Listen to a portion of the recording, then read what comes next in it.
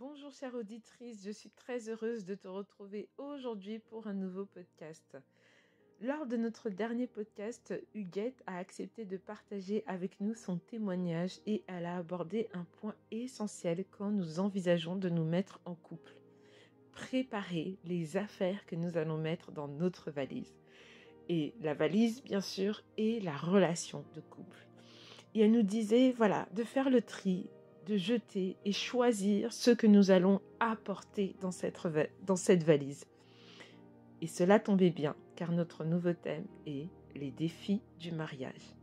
Quels sont les plus grands défis du couple ?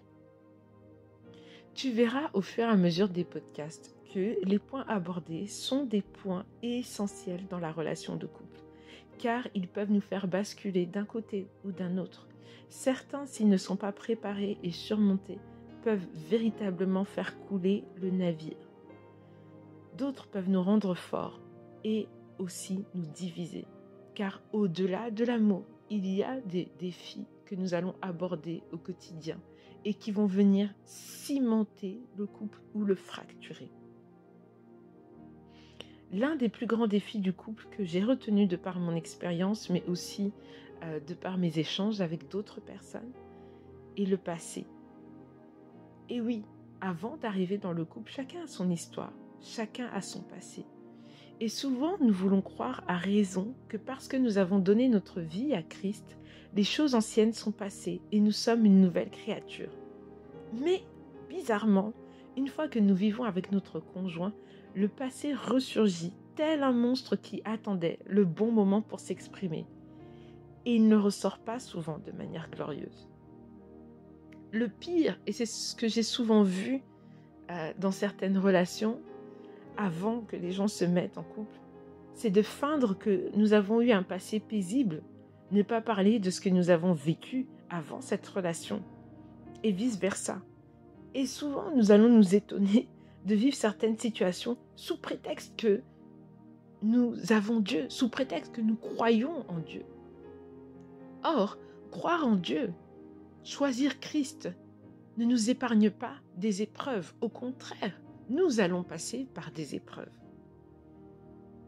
Et par exemple, ton conjoint va te faire une remarque et tu exploses littéralement alors que son propos n'avait rien d'insultant ou de dévalorisant. Il rentre tard un soir et tu lui fais une crise d'hystérie sans chercher à comprendre pourquoi il rentre tard. Il fait quelque chose qui te déplaît et tu le réprimandes comme s'il était ton petit garçon. Des assiettes volent, des paroles fusent, des litres de larmes coulent. Et tout cela te dépasse parce que tu te dis « Mais ne suis-je pas une nouvelle créature ? Ne suis-je pas en Christ ? Je devrais vivre une vie de paix, de joie et de bonheur. Bien sûr, c'est la promesse de Dieu pour ta vie. Mais pourquoi ne le vis-tu pas ? » Et véritablement, oui, je pense que tu as certainement souri en entendant les exemples que j'ai cités et j'aurais pu en citer d'autres. Et tu me diras parfois, non, je ne comprends pas que cela ait à voir avec mon passé. Sauf que je peux t'assurer que tu as vu ce genre de réaction quelque part. Et si tu ne l'as pas vu, les péripéties de ta vie ont inconsciemment forgé ton moi intérieur. Et ce moi intérieur a décidé que le jour où il verrait une situation similaire, il réagirait d'une certaine manière, histoire de s'assurer que tu auras le respect, histoire de s'assurer que tu seras en sécurité. Voilà ton passé. Ce passé qui a été forgé parce que tu as vu en tant qu'enfant les expériences traumatisantes et toutes ces choses qui t'ont fait dire que toi, jamais un homme ne marchera sur ta tête. Ce passé qui t'a enseigné que la douceur, c'est pour les faibles, qu'être une femme forte, c'est taper du poing sur la table, à la moindre incartade, crier pour se faire entendre et être prête à en découdre. J'aurai le dernier mot. Voilà ce que tu te dis parfois. Et pourtant, ce passé te fait pleurer en secret, car il y a des plaies béantes qui ne sont pas guéries. Rejet, abandon, violence, abus, mépris, honte, manque de considération, paroles dévalorisantes. Et regarde au quotidien, ta relation se dégrade. Tu imaginais un conte de fées, Mais le prince ne veut plus te parler, te regarder ou même te toucher. Ta présence l'insupporte. Et il te dit régulièrement, tu me manques de respect, tu me manques de respect. Et toi, tu ne vois pas en quoi tu lui manques de respect parce que tu considères que, au regard de ce qu'il fait, il ne mérite pas ton respect. Et tu souffres encore plus. Et il souffre également. Et tu te dis, mais je prie, je crois, je confesse la parole. Et je vais à l'église. Mais rien ne change. Pourquoi ? Parce que tu ne fais pas face à ton passé. Tu ne fais pas face à tes blessures. Et tu te dis, mais je suis une nouvelle créature. Sauf que tu sais pourquoi tu agis de cette manière-là. Parce que la Bible nous dit que nous sommes tels que les pensées de notre âme. Voilà comment est ton âme. Ton âme est blessée, ton âme est meurtrie. Elle s'est construite en fonction d'une histoire, mais elle n'a pas embrassé la réalité de Christ. Elle n'a pas embrassé la vie que Christ t'offre. Et pour qu'elle l'embrasse, il faut déconstruire ses pensées. Il faut déconstruire la manière dont elle a été construite. Comment ? En regardant le passé. Qu'est-ce qui fait qu'aujourd'hui, tu réagis comme tu réagis ? Qu'est-ce qui fait qu'aujourd'hui, tu n'as pas de respect pour l'homme qui est en face de toi ? Qu'est-ce qui fait qu'aujourd'hui, tu vas devenir hystérique pour une situation où tu n'as pas besoin de réagir comme ça ? Qu'est-ce qui fait qu'aujourd'hui, tu refuses la douceur parce que tu considères que c'est une faiblesse ? Qui autour de toi a été douce et a été méprisée ? Qui autour de toi a été abandonné ? Quel abus as-tu subi et qui fait qu'aujourd'hui tu as besoin de cette armure qui te rend forte alors qu'à l'intérieur tu es blessé, tu es brisé ?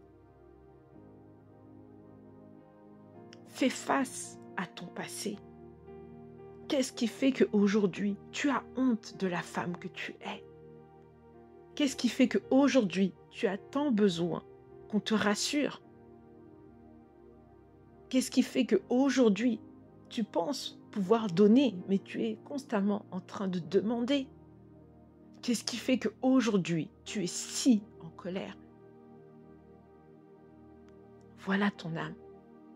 Et tu agis tel que les pensées de ton âme.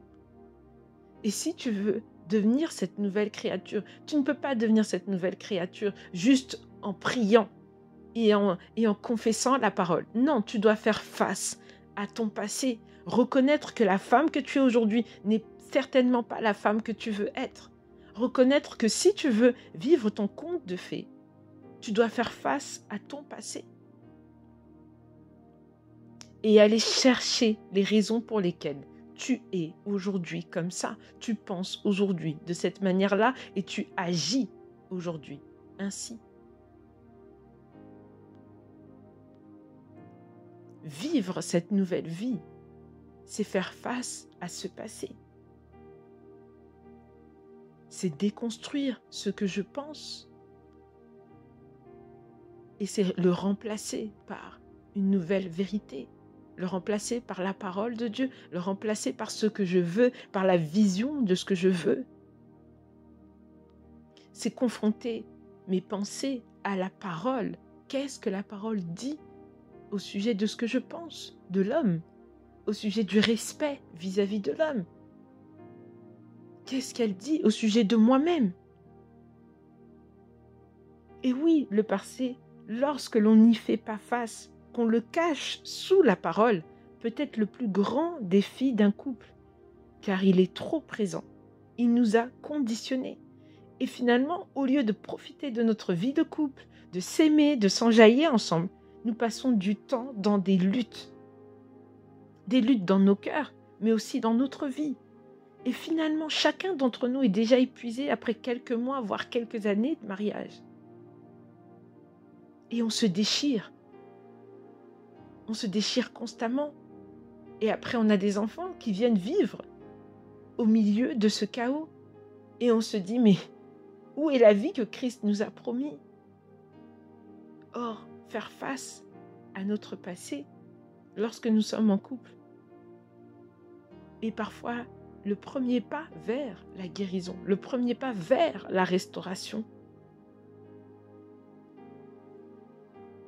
Et ce passé est l'une de nos plus grandes montagnes, car si nous n'avons pas pris le temps de gravir cette montagne seule, alors il faudra le faire avec l'autre ou malgré l'autre.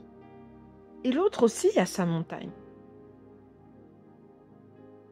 En définitive, si tu es déjà en couple et que tu te rends compte que ce que j'ai décrit est ta réalité, commence par regarder ton passé. Commence par regarder ce que tu as vécu. Si tu n'as pas partagé ce que tu as vécu avec ton conjoint, il est temps de parler. Ça n'excusera pas ce que tu fais, mais ça expliquera. Et parfois, on a juste besoin d'une explication pour savoir quel chemin nous allons prendre. Et si tu n'es pas en couple, comme le disait Huguette la semaine dernière, prends le temps de faire le tri. Prends le temps de regarder à ton passé. Prends le temps de traiter avec ce qui t'a blessé, voire même brisé, et choisis ce que tu vas apporter dans ton couple.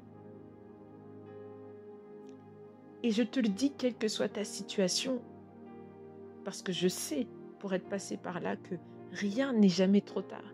Dieu est le Dieu d'une nouvelle chance. Tu as une nouvelle chance aujourd'hui de changer ton futur. Peut-être que ton passé est présent aujourd'hui, mais il peut s'arrêter à aujourd'hui, à condition que tu fasses le nécessaire. Et à condition que tu ne désespères pas et que tu acceptes de regarder à ce qui est moche, à ce qui fait mal, à ce qui blesse, pour pouvoir travailler sur ça et aller vers le meilleur, non seulement pour toi, mais aussi pour ton conjoint et pour les gens qui t'entourent. Je te dis à très bientôt pour un nouveau podcast.